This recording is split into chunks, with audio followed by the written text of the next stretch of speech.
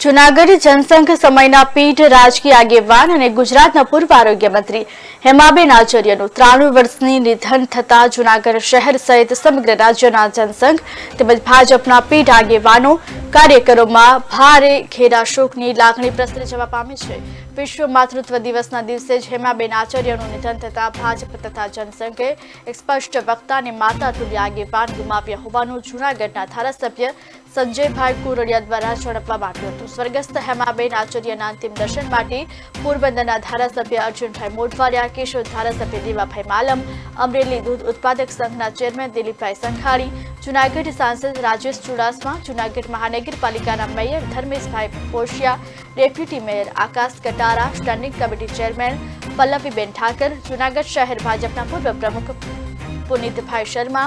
પવિત્ર યાત્રાધામ વિકાસ બોર્ડના પૂર્વ ડાયરેક્ટર યોગીભાઈ પઢિયાર, ભાજપ અગ્રણીઓ ડોલરભાઈ કોટેચા, ડોક્ટર ટીપી ચીખલિયા સહિતના કાર્યકરો આગેવાનો મોટી સંખ્યામાં અંતિમ યાત્રામાં જોડાયા। હેમાબેન આચાર્યનું નિધન થયાના સમાચાર વડાપ્રધાન નરેન્દ્ર મોદીને મળતા તેમણે હેમાબેનના પુત્ર ધ્રુવકુમાર આચાર્ય સાથે ટેલિફોનિક વાત કરી અને દુઃખ વ્યક્ત કર્યું તેમજ પરિવારજનોને સાંત્વના પાઠવી।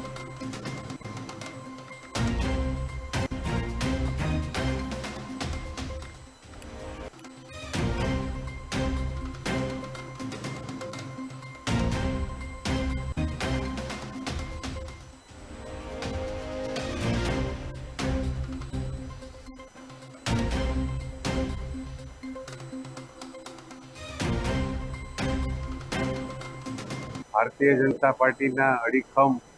જેને કહી શકાય અને જેણે જનસંઘ તેને માંડીને ભારતીય જનતા પાર્ટીને જ્યારે ક્યારેય દેશમાં નહોતું ને ત્યારે ઊભી કરવામાં સૂર્યકાંતભાઈ આચાર્ય, નારસીભાઈ પઢિયાર, હેમાબેન આચાર્ય, હેમાબેન એ સમયે પણ જ્યારે ધારાસભ્ય થયા અને હેલ્થ મિનિસ્ટર પણ બન્યા, પણ આખી જિંદગી એને ભારતીય જનતા પાર્ટીને કેમ વધારે પ્રજામાં ઊભી કરવી એમાં બહુ મોટો હાથ હેમાબેન આચાર્ય અને સૂર્યકાંતભાઈનો પણ હતો। આખો દિવસ પૂજાપાઠ કરવા અને હરેક લોકોને સાંભળવા, નાનકડો કોઈ પણ જૂનાગઢનો પ્રશ્ન હોય કે બહારનો પ્રશ્ન હોય ત્યારે બેનનું એક નિવેદન આવે ને એ પણ પોઝિટિવ નિવેદન આવે, એટલે ખરેખર જૂનાગઢ એક માને ગુમાવી છે। આજે મધર્સ ડે છે પણ એક આપણા કુટુંબની કોઈ વ્યક્તિ વહી નહીં એવું અંદરથી એક ફીલ થાય। જ્યારે પણ મળો ત્યારે આપણને એને પગે લાગવાનું જ મન થાય, એટલે લગભગ બધા એને માં કહીને જ બોલાવતા। ખરેખર જૂનાગઢે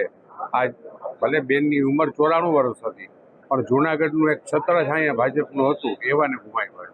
પરમ કૃપાળુ परमात्मा એના આત્માને શાંતિ આપે એવી प्रार्थना करूँ। करीब 2-3 दिन की बीमारी के बाद उन्होंने अपना देह छोड़ दिया और ये पता लगते ही देश में इतनी बड़ी जो वॉर की चल रहा है पाकिस्तान के साथ, वो सब में से समय निकालने के बाद प्रधानमंत्री श्री जी ने तुरंत हमें फ़ोन किया। मेरे पिता श्री ध्रुव कुमार आचार्य के साथ बात की, उन्हें सांत्वना दी और उन्हें ये बताया कि दादी ने जो भी मेरे देश के लिए किया है उसके लिए वह काफ़ी उनको उस चीज़ की आभार है और इसीलिए हम प्रधानमंत्री श्री का बहुत आभार व्यक्त करते हैं। और आज इस दुखद समय में हमारे साथ जो भी हमारे साथ रहा है उन सब का हम दोनों हाथ जोड़ के कोटि कोटि वंदन करते हैं और उनको आभार व्यक्त करते हैं।